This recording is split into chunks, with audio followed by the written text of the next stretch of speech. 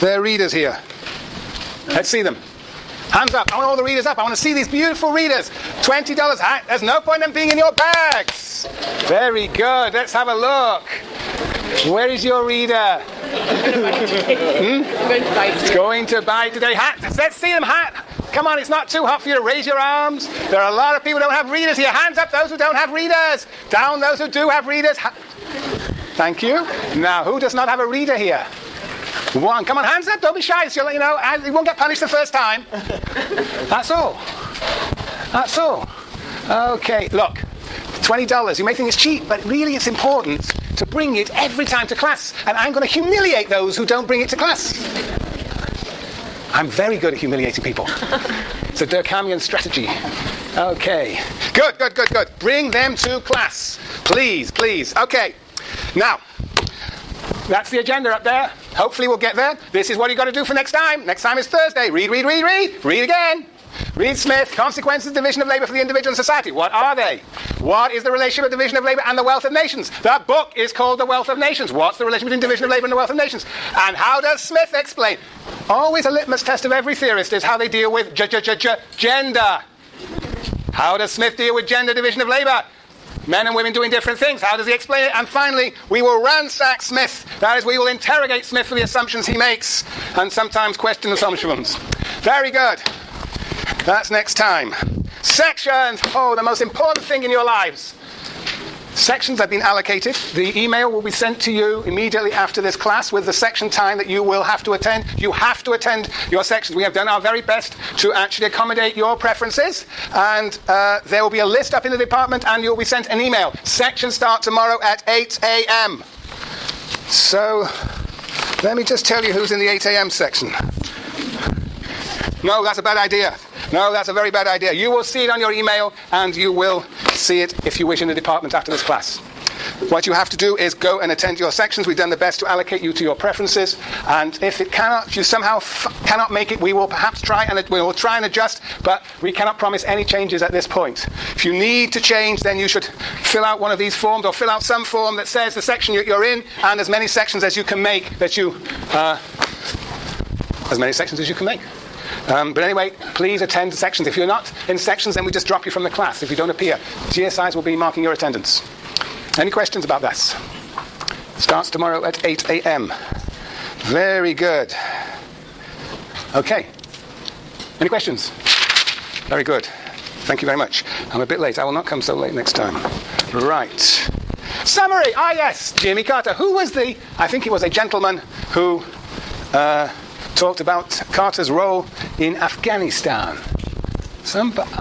Yes. What did you say last time? Do you remember? His administration helped provoke the Soviet invasion of Afghanistan. His administration helped provoke the Soviet invasion of Afghanistan. Yes, actually quite interesting as I investigated. That was what year? Do you remember what year it was? I want to say 79. Yeah, it was 79. What is interesting, December 79, the Soviet Union invaded Afghanistan. There was already an Afghan government that was pro-Soviet. And what happened is that the Mujahideen, that was the oppositional social movement in Afghanistan, was challenging the Afghan government supported by the Soviet Union. And indeed, that government was very likely to be toppled.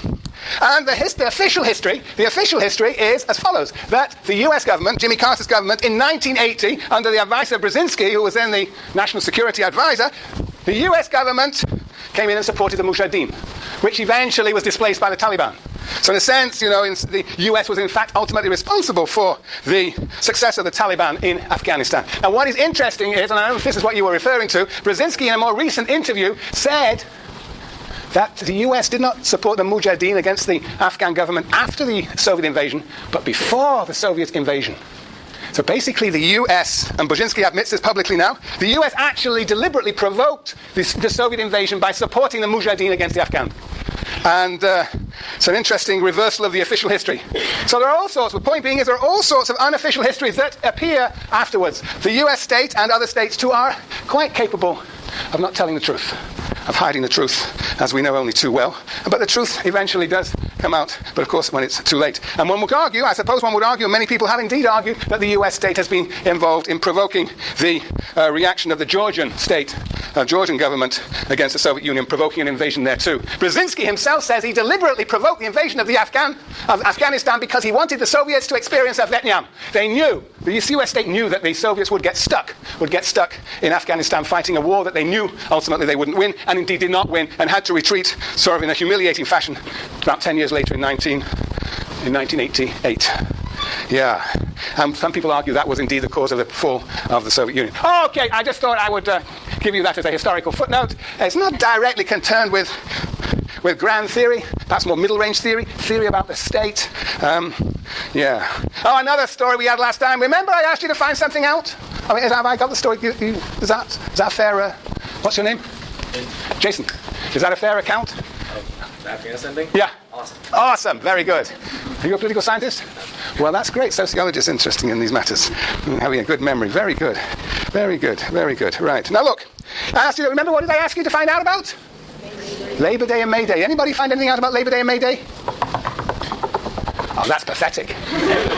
Yes. That May Day and Labor Day are technically the same thing. They're both pretty much an honor of work. But we're the only country that celebrates Labor Day. Yes, I think, does Canada celebrate Labor Day? Maybe. Anyway, essentially everybody else celebrates May Day, more or less, and we're definitely the only country who celebrates Labor Day. But that was not the question. Very good. But what's the difference between these 2 days? That's the interesting question. Yes. Labor Day started as a May Day with the struggle for the 8-hour workday, and then it was moved to September in response to the hay market affair. Ooh, sort of. It's a bit slightly jumbled. You got your May Day. Somebody else had a hand up. Yes, somebody. I saw a hand. I did. Don't retreat. But there you are. Yes. But I was just going to mention the response to the riots as well. The Haymarket riots. The May Day riots of 1894. I see. Yeah, very good. Again, slightly missed up here. Yeah. What happened? Labor Day. Well, was first celebrated in 1882, and President Cleveland, I think in 1894, instantiated as a public holiday, Labor Day, in the US. And it's the first Monday in September. That was yesterday. But there's also something called May Day. That started in 1886, I think. Yeah. And May Day was a call for the 8-hour day. In those days, people were working very long hours. And of course, what is so interesting about the United States today is that, once again, we find many sections of the population doing overtime, whereas, of course, many sections of the population don't even have a job. But anyway, in 1886, there was, as there was in Europe too, but slightly earlier, struggles for reducing the length of the working day, setting limits on the length of the working day. And this was the major struggle of May Day, and it's often associated with in this country with the Haymarket riots, and in fact May Day in a sense almost began in this country, but it became internationalized and became a holiday to celebrate what? Anybody know? May Day is a holiday to celebrate? Yes, Jason. International working class. Yes, international working class solidarity. Working class solidarity. It was a holiday, so-called holiday. It was a day of demonstration and solidarity of working class struggles, working people's struggles across the world. Whereas this is the celebration of the contribution of labor, to the national economy, to the nation. This is, in a sense, solidarity with the international working class and working class struggle. And this is all about recognizing, it's all about recognition of the contribution of labor. Do you see any difference between these two? Any difference? Anybody want to articulate the difference? Yes? As I understand, one of the main reasons for instituting Labor Day and changing it to a different day was had to do with the historic context of the Pullman strike and Homestead, these sort of things where labor was basically swept into fighting the revolution. And to pacify labor, the government had to do something. This is one of the things that they did. Right. In fact, Cleveland was very much opposed to the struggles of the working class and instituted this this Labor Day, which was a sort of public recognition of labor, but it was very different from the idea of it supporting struggle. Yes. Anybody else want to add? Any other ways? Yes? I was just going to say that one's kind of individual and nation-centric, and the other one is less nation-centric and more, the fact that everybody's working. Brilliant. All right, this is individual and nation-centric, and this is class-centric and internationally class-centric. We will see that this may be associated with a gentleman by the name of Smith and Durkheim. You won't be able to, well, I know you're getting impatient to read Durkheim. That's next semester. And this will be associated with a gentleman by the name of Marx, right. So it's very interesting. You have these two different recognitions of labor. One as engaged in struggle, and the other as individuals contributing to national welfare. And we in this country celebrate Labor Day rather than May Day. That says something, doesn't it? Okay, any questions? Okay, those were the issues, the hot issues I talked about last time. Now, we're going to summarize. Now, you've got to really discipline me. I got to learn to summarize quickly, so that I don't take half of the blooming class. I got to be disciplined. Okay, Gabe.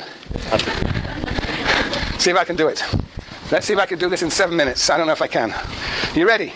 Are you ready? Yes. Very good, very good, very good, very good. What is social theory? Social theory is, first and foremost, just generally, explanations of social phenomenon. And those explanations are, for sociologists, scientific, as opposed to theological. And scientific explanations of social phenomenon are, in my view, explanations that can be falsified, proven wrong, subject to empirical examination. That was point number one. Now, I also said that social theory has different levels. We all have social theory. We all can only operate in this world because we have an understanding of how that world works. That is what I call tacit theory. That is, when we make that tacit theory more self-conscious and elaborate it self-consciously, we become sociologists, and we develop theories, for example, of social movements, of democracy, the stability of democracy, of economic development, of industrial work, of gender division of labor. These are theories that we as sociologists develop that are self-conscious attempts to develop an understanding of social phenomenon. That is what I call a middle-range theory. And I'm sorry for the person who asked me for a definition of middle-range theory. I did think about it, but I still couldn't come up with one that was really satisfactory. But you will get it. You will get it when you begin to understand what grand theory is. Now, grand theory, in a sense, is what it says. Grand theory. It is theory that attempts to understand, elaborate how society changes over time and how it changes, how it stays the same. The history of societies and the future of society is one of the most important points that I will drum home time and time again, is that sociologists have a conception of a future. Most of them have a conception of an alternative future, a vision of alternative. One of the reasons why I wanted a sociologist, in my view, is because we begin to understand the possibility of alternatives to the existing world. And it's particularly important in the world that we know today, because those alternatives are systematically obliterated. Can I possess this? Is it poison? Okay, this is all for the wealth of nations. Okay, grand theory. Grand theory, we're going to see, is very much rooted in philosophy, philosophical assumptions about human beings, about the nature of the world, but also is very closely connected to history. And we will see the ways in which it is as we go through this course. Very good. Next, I talked about social theory as a cognitive map. As a map. Maps, like theories, or theories like maps, are simplifications of the world. The world is complex. We have to simplify the world. And different theories are different simplifications. Different theories have different perspectives, from the top down, from the bottom up, from men, from women. We're going to see that different theories have different perspectives, and they also have different purposes. And somebody who talked about the ethical character of maps, who was it? Somebody was sitting over there. What's your name? Chelsea, yes. Very interesting, talking about the way maps can actually have effects on the ways in which groups engage in struggle with one another. They can define territories, and often the definition of territories, the colonial era was a matter of defining boundaries, artificial boundaries, which then became the foundation of anti-colonial and post-colonial struggles. Okay, maps have different purposes. Maps are languages that have to be learned. You can't just pick up a map and read it very often. You have to learn to read it. You have to learn theory. Learn theory as a language. Learn to use it. We also draw inferences from maps as we do from theories. We draw conclusions. We make predictions. Theory that makes no predictions, in my view, is no theory at all. We are in the business of making predictions, and we're usually wrong, but it's great to be wrong. There's nothing better than being wrong, as long as we obsess about it. Why are we wrong? How were we wrong? How do we rebuild our theory to make it better? Yes. Predictions, and then reactivity. Reactivity. Theories actually influence the people, engage the world, they transform the world, which then requires rewriting, re-envisioning the world. That is, new theories. And finally, we have criteria for